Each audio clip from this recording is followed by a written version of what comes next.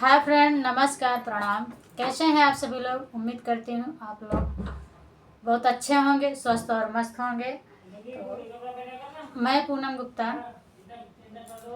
अपने RP Gupta YouTube channel पर आप सभी का तहे दिल से स्वागत करती हूँ।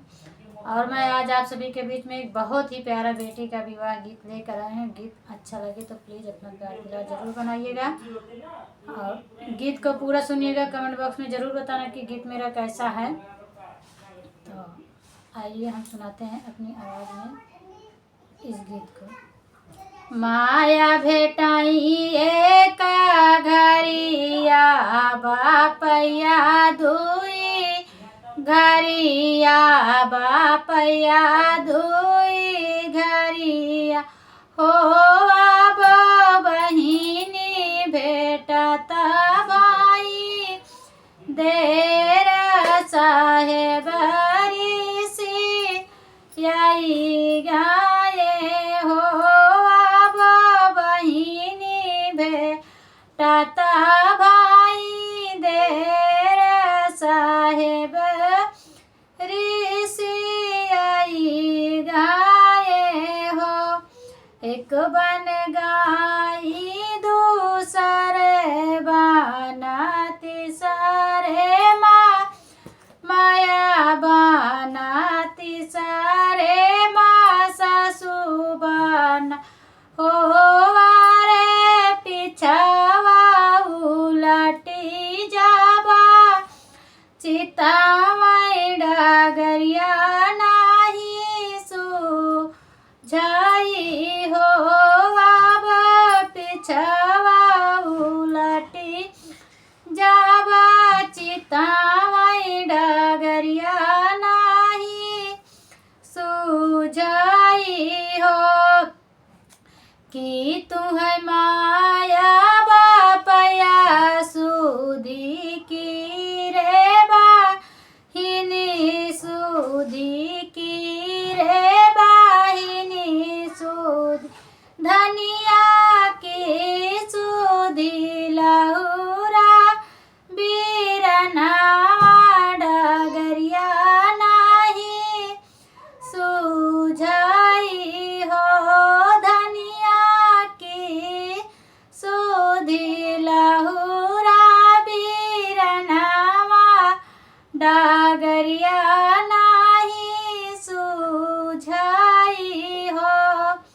ना हम माया बापया सुधी ना ही बाहिनिया सुधी नाही बाहिनिया सुधी स्वामी सुधी आवई सखिया सहेलारी डगरिया नाही सुझाई हो।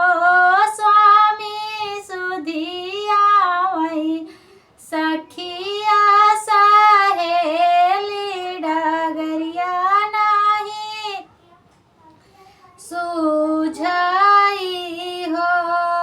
स्वामी जही सांगे बचपन भी तायऊ कालमिया डो लायाऊ हो। स्वामी जही सांगे बचपन बीता यऊ कालमिया डोलायाऊ हो। एक बन गाई दूसरे बना तीसरे माँ सासू बना तीसरे माँ सासू बना। अरे पिछवा उलटी जाबा चितामय डगरिया नाही सुझाई हो।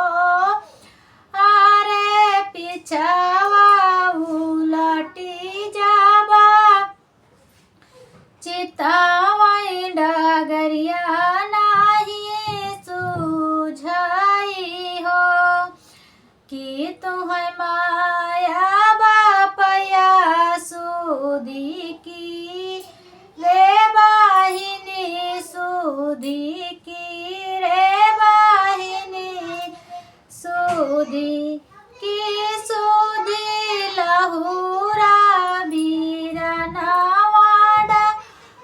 डगरिया नाही सूझाई हो धनिया की सुधी लहुरा भी रनावा डगरिया नाही सूझाई हो ना हम माया बापया सुधी नाही सखिया सुधी नाही सखिया सुधी स्वामी सुधी आई अपनी बाहिनिया डगरिया नाही सूझाई हो स्वामी सुधी आई अपनी बाहिनिया डगरिया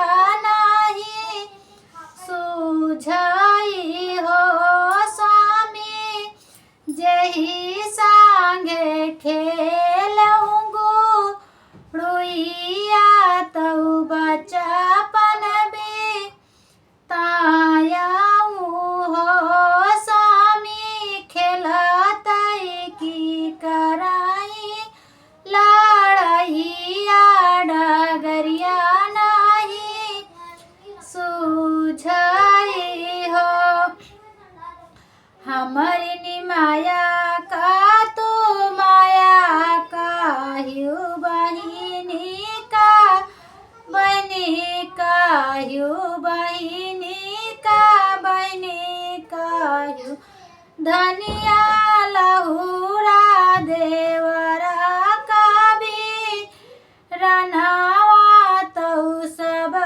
सुधी भूली जैबू हो धनिया लहुरा देवरवा भी कबीर नावा तऊ सब सुधी भूली जैबू हो हमारे निमाया का तो माया का हिउ भाभी का तो भाभी का हिउ भाभी का तो भाभी का हिउ धनिया मोरे संग खेलू गुड़िया तो सब सुधी भूली जाई है हो धनिया मोरे संग खेलू गुड़िया तो सब सुधी भूली जाई है हो। हेलो दोस्तों, कैसे लगा मेरा गीत कमेंट बॉक्स में ज़रूर बताना। तो अब वीडियो समाप्त करती हूँ। जय हिंद। अब इसी के साथ वीडियो समाप्त करती हूँ, फिर मिलेंगे अगली वीडियो में। Ta-ta bye by.